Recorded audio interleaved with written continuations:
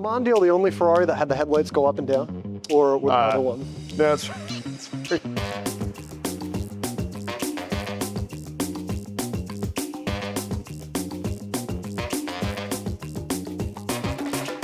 so Justin, just to be straight, like, do you have any previous background on Ferrari Mondials? I don't, but James has lied to me my entire life by telling me that any car that's red is a Ferrari. I do think it's beautiful looking, Mike. It actually reminds me of like that opening scene of The Wolf of Wall Street. Well, actually, it's a fair comment, right? Because there's a lot of design cues that this car shared with the Testarossa, including the cheese style grates on the side of the car. Okay. Yeah, like you can slice cheese with these things. Yeah. That's how they got that nickname. I think it's really nice. I do think this almost kind of reminds me of like a Tesla door handle. I don't know if you agree or not. I've never really thought about how this car relates to a Tesla, but now that you said that, I can't really unsee it. But kind of like, you know, like a Tesla, you got to open it up like that. It's kind of... Right, but I feel like the Tesla, like you would just walk up to it and it would automatically extend, whereas this one never really lies flush and you still got to pull it out. Okay, good point. So it's a little bit more of a handshake than you would get with a Tesla. Yeah, okay. But so nothing beyond that about Mondials? No, besides that, I have no preconception. If I saw this thing going down the highway, I'd be like, that's really cool. All right. I love your opinion. I love it. Well, obviously I'm biased because I've owned this car since 2015.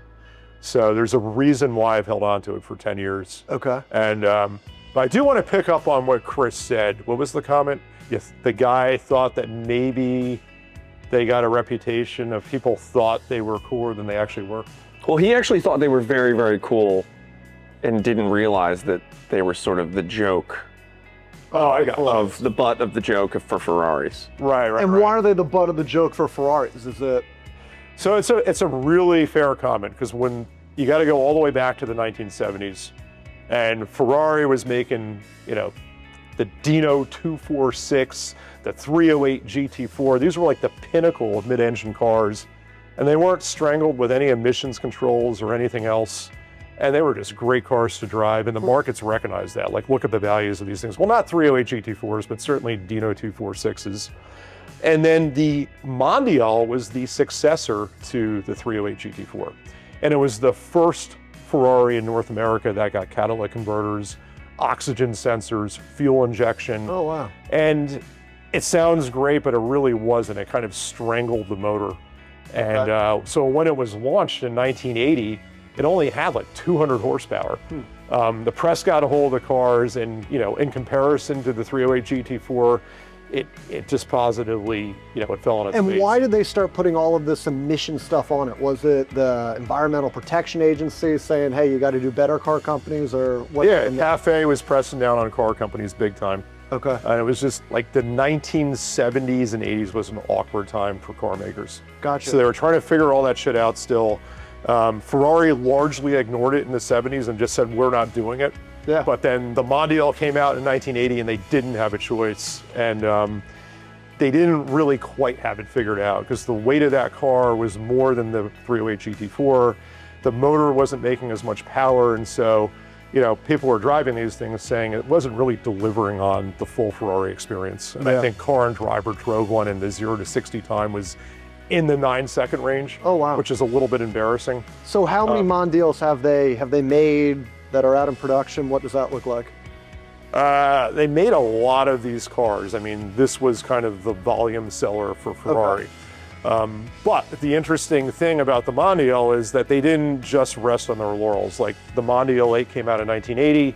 Then they brought out the Quattrovalva. So that had the 4-valve heads on this motor. Horsepower went up a solid 30, 40 horses. Okay. Car was, you know, very, very much improved over the first one. Then they went to the 3.2. The 3.2 is the same motor that the Magnum PI Ferrari 328 got, which everybody loves. Yeah. And then, this is crazy, Ferrari went to the trouble of re-engineering the entire car just to stick in an entirely different engine and transmission. Should we go take a look at the engine now? Let's do it. I did learn that the engine is in the back of the Ferrari, similar to the Porsche. So previous Mondials, if you really want to get geeky here, the motor was turned sideways.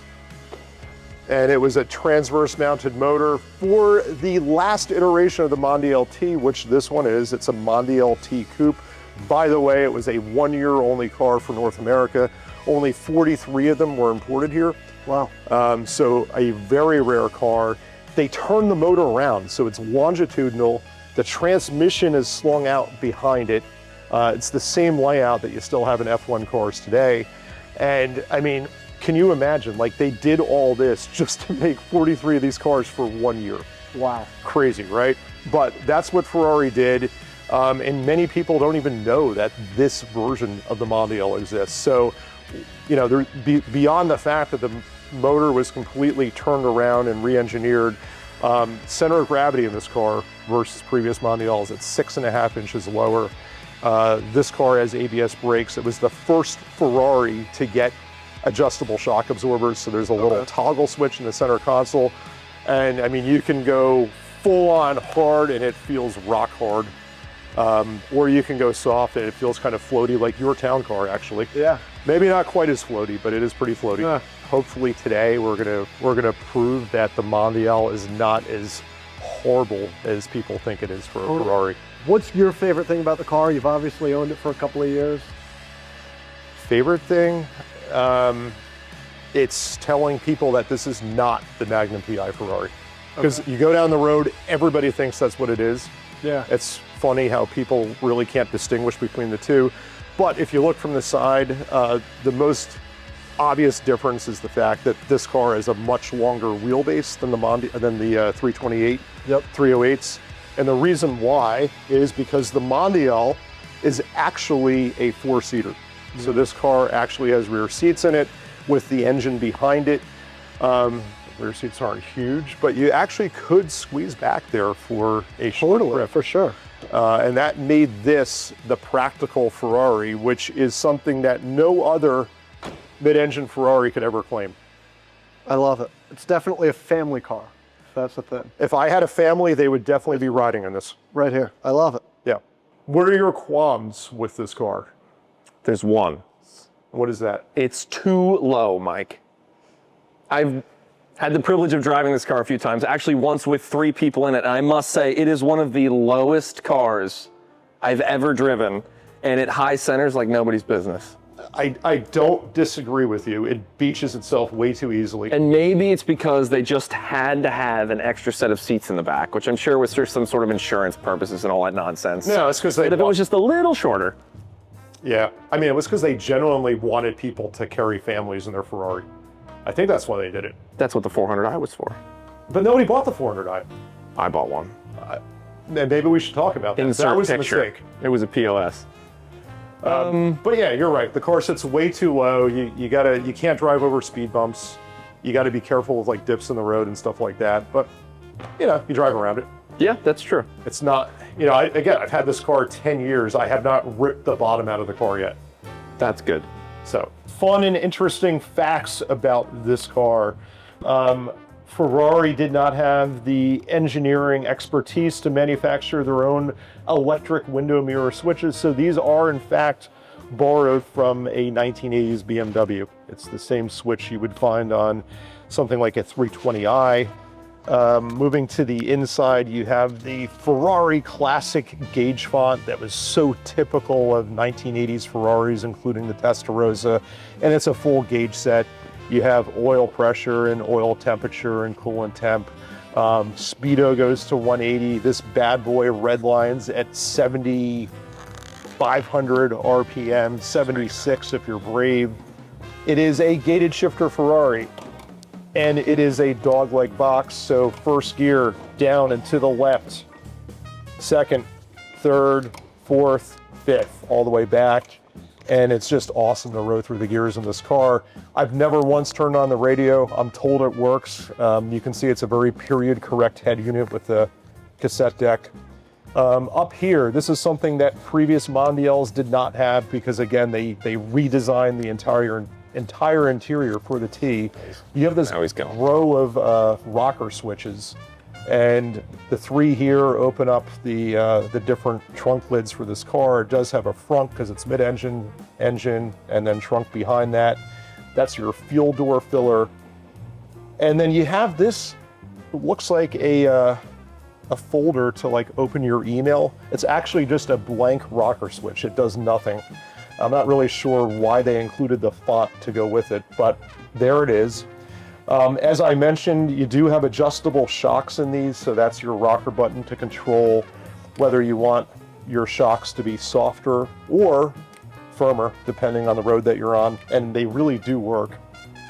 And then in the center console, you have more buttons and switches. Ferrari, in their infinite wisdom, decided not to overwhelm you with climate controls and such in the center console. Here, they moved them back here, and you have your buttons to control whether you want AC on or off, and then the temperature can be dialed in via this adjustable knob here, and you have your tiny little temperature markings on there.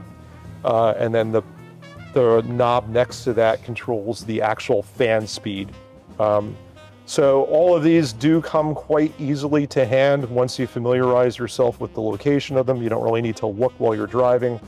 And you do have some additional buttons and switches here for fog lights, parking lights, electric door locks, electric antenna, and rear defroster.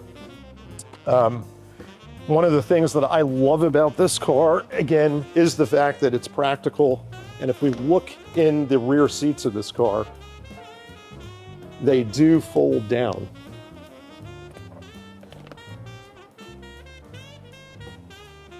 You'd think after having owned this car for 10-something years, I'd know how to do it. This is giving me a little bit of trouble. There we go. So you can fold these down and they fold into a parcel shelf. Ferrari was thoughtful enough to include matching leather-colored luggage straps so that if you did in fact have contents laying on that shelf, they wouldn't shift around. And then of course, you do have a opening center rear console back here for more stowage space, along with vents that were specific for the rear passengers so they could have their own airflow back here. Again, very thoughtful of Ferrari. The headliner in these cars I love. I don't know if you can get a quick shot of that. It's like this corduroy kind of diagonal material. Again, very period 80s Ferrari. And passengers did have their own grab handles back here for when you were taking corners a little bit too quickly. Well, I find it hilarious that they chose to drill in the speakers in the doors into the leather. It just looks really, really kind of almost cheap, but that's what Ferrari did back in the day. Mike, I better point out one more thing. Can you pop the trunk? Yeah. We've had literally 3 or 4 people asking us for a full in-depth tour of your Mondial T. So first of all, thank you so much for coming. This has just been riveting. Oh, I can tell, Chris. You seem enchanted. But one of my favorite parts about this car is this Ferrari toolkit, which, as you'll see, conveniently has all the tools you need if you get stuck on the road, including this 20-year-old timing belt, which is actually really easy to replace on this car, right? Yeah, you just need to drop the motor out of the car on the side of the road, which anybody can do, and then you can replace the timing belt. So if you blow up your timing belt on your Ferrari Mondial T, which has an interference engine, and aside from the valves and the interiors of the engine being completely destroyed, all you have to do is drop the entire engine on the side of the road, and then you can utilize these really helpful tools like these Ferrari pliers or this tow hook and just do what you need to do to get going again. So thanks, Ferrari. Yeah, brilliant. Yeah, really, I'm glad they they included this. I mean, it still seems like this is very usable. I don't see any dry rotting or stress marks in It's this. nice you want to save money on a vintage Ferrari. I mean, why would you buy a new timing belt when you could use one that's 10, 15, 20 years old? Well, I think this is probably a little bit older than that, and it does say it's made in Italy by Pirelli. Oh, that's a good thing. So that gives me a lot of confidence that if my timing belt does break today, I could put that in the score. So if you own a Ferrari Mondial T and you're looking to cut costs, just buy a used timing belt. Look at how hilariously small the wheels are in this car. I think they look good. It's got some real sidewall. It's usable. So earlier versions had TRX wheels, which are those metric sized wheels that you can't get tires for anymore. This one, being the later version, has the 16-inch staggered wheel set. And yeah, I think you're right. It wears it well. Well, I think the cool thing about this car is that you actually use it. We're going to go for a little ripper later on the PA tail of the Dragon. Yeah. I'm going to be a bit of a wuss and bring my new Spoon Civic instead of my Peugeot 205, but Still have an opportunity to change your mind. maybe you guilt trip me into it. But But I think this should shake up pretty well. I'm looking forward to it.